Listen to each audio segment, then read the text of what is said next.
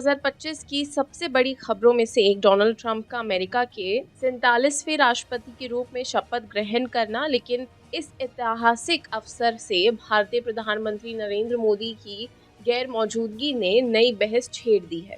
इस बहस को और हवा दी है भाजपा के वरिष्ठ नेता सुब्रमण्यम स्वामी के बयानों ने।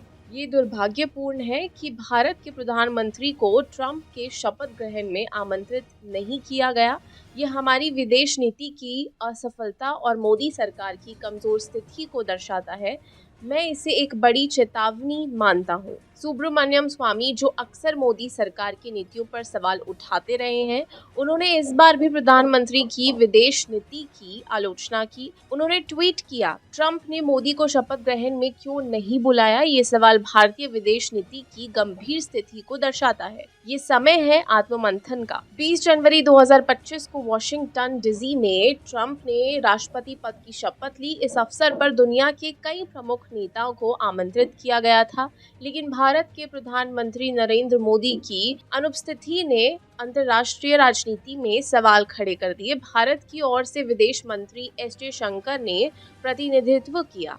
डोनाल्ड ट्रंप और नरेंद्र मोदी की जोड़ी कभी हाउडी मोदी और नमस्ते ट्रंप जैसे कार्यक्रमों के कारण चर्चा में रही, लेकिन हाल ही के वर्षों में दोनों नेताओं के संबंधों में खटास आई है। ट्रंप ने भारत के खिलाफ व्यापारिक शुल्क बढ़ाए और वीजा नियमों को सख्त कर दिया। इससे दोनों देशों के बीच संबंध प्रभावित हुए। सुब्रमण्यम स्वामी ने इस मौके पर मोदी सरकार को कटघरे में खड़ा करते हुए कहा कि विदेश नीति व्यक्तिगत संबंधों पर निर्भर नहीं होनी चाहिए।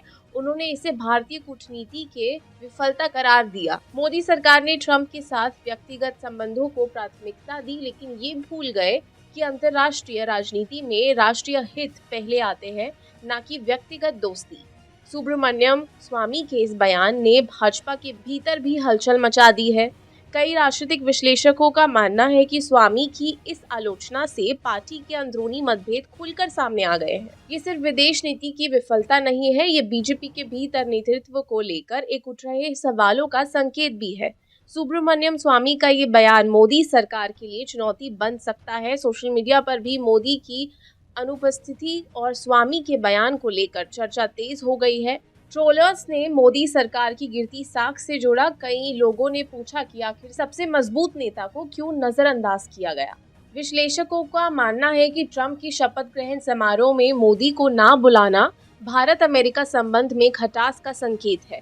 दोनों देशों के बीच व्यापार और रक्षा मामलों में कई विवाद चल रहे हैं। मोदी सरकार के सामने अब ये चुनौती है कि भारत अमेरिका के संबंधों को कैसे पटरी पर लाया जा सके। वहीं भाजपा के भीतर सुब्रमण्यम स्वामी जैसे नेताओं की आलोचना मोदी की छवि को कमजोर कर सकती है।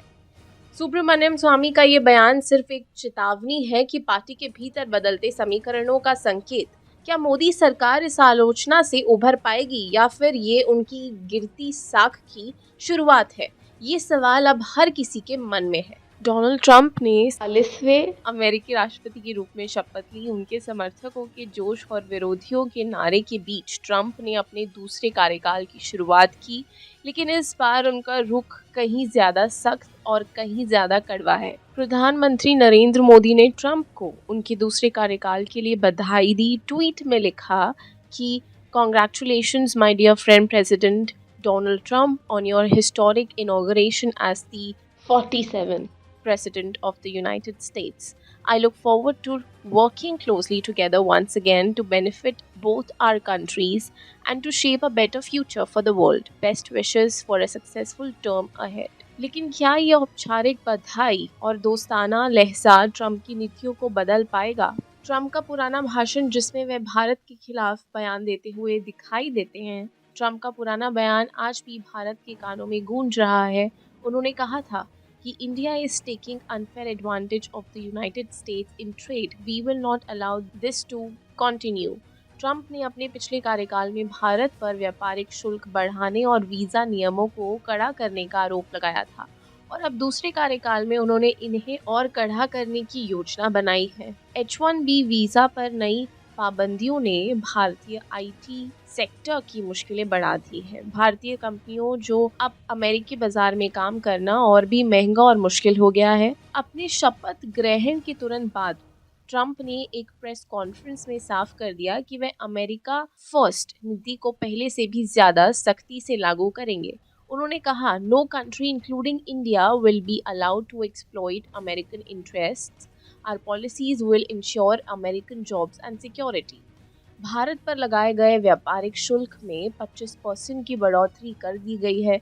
इसके अलावा फार्मा और टेक्नोलॉजी सेक्टर पर नई शर्तें थोप दी गई हैं। प्रधानमंत्री मोदी ने ट्रंप के साथ बेहतर संबंध बनाने की कोशिश में कई कूटनीतिक कदम उठाए, लेकिन ट्रंप का रवैया न सिर्फ सख्त बल्कि भारत के खिलाफ होता जा रहा है। मोदी के ब्रांडिंग अभियानों का असर अंतर्राष्ट्रीय स्तर पर कहीं नजर नहीं आ रहा। मोदी और ट्रंप के बीच की मुलाकात की पुरानी तस्वीरें और मोदी का भाषण याद कीजिए। जब ट्रंप 2020 में भारत आए थे तब अहमदाबाद में नमस्ते ट्रंप कार्यक्रम हुआ था, लेकिन वह दोस्ताना माहौल अब सिर्फ एक याद बनकर रह गया है। ट्रंप ने ना तो भारत को व्यापार में रियायत दी, ना ही वीज़ा नियमों में सुधार किया। उल्टा अब उन्होंने भारतीय फार्मा कंपनियों पर अमेरिकी पेटेंट नियमों का पालन करने का दबाव बढ़ा दिया है। भारत पर बढ़ते दबाव का असर सिर्फ व्यापार तक सीमित नहीं है। अमेरिका से आयात होने वाली वस्तुओं की कीमतें आसमान छू रही हैं। भारतीय किसान और छोटे व्यापारी को अंतर्राष्ट्रीय बाजार में टिके रहना मुश्किल हो रहा है। ट्रंप का दूसरे कार्यकाल भारत के लिए चुनौतीपूर्ण साबित हो रहा है। प्रधानमंत्री मोदी की लोकप्रियता के बावजूद वे ट्रंप के साथ बेहतर संबंध नहीं बना पा रहे हैं। ये भारत अमेरिका संबंधों में दरार का संकेत है। मोदी ने ट्रंप से बातचीत करने की कोशिश की, लेकिन उनके ट्वीट और बयान ट्रंप के सख्त फैसलों को रोकने में नाकाम रहे। ट्रंप ने एशिया देशों पर दबाव बढ़ाने के बीच चाइना के साथ साथ भारत को भी निशाना बनाया।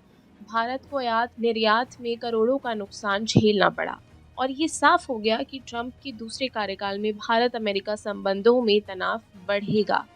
ट्रंप के फैसलों ने भारतीय जनता के बीच नाराजगी पैदा कर दी है। सोशल मीडिया पर लोग मोदी सरकार की कूटनीति पर सवाल उठा रहे हैं।